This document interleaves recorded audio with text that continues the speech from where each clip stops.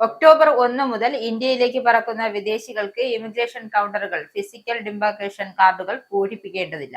യാത്രയ്ക്ക് മുമ്പ് digital arrival card സമർപ്പിക്കാൻ സന്ദർശകരെ അനുവദിക്കുന്ന പ്രക്രിയ ഓൺലൈനായി മാറുമെന്നും കേന്ദ്ര ആഭ്യന്തര മന്ത്രാലയം അറിയിച്ചു. പാസ്പോർട്ട് നമ്പർ, ദേശീയത, സന്ദർശനത്തിന്റെ ഉദ്ദേശ്യം, പ്രാദേശിക വിലാസം, ബന്ധപ്പെടാനുള്ള വിവരങ്ങൾ തുടങ്ങിയ അടിസ്ഥാന വിവരങ്ങൾ ഈ അറൈവൽ കാർഡിൽ ഉൾപ്പെടും. രേഖകൾ അപ്ലോഡ് ചെയ്യേണ്ടതില്ല. ഇന്ത്യൻ പൗരന്മാരെയും overseas citizens of India card ഉടമകളെയും ഫോം പൂരിപ്പിക്കുന്നതിൽ നിന്നും ഒഴിവാക്കിയിട്ടുണ്ട്. വിമാനത്താവളത്തിലെ കാലതാമസം സാങ്കേതിക വിദ്യ ഉപയോഗിച്ച് കുറയ്ക്കാനുള്ള സർക്കാരിന്റെ ശ്രമങ്ങളുടെ ഭാഗമായാണ് ഈ നടപടി.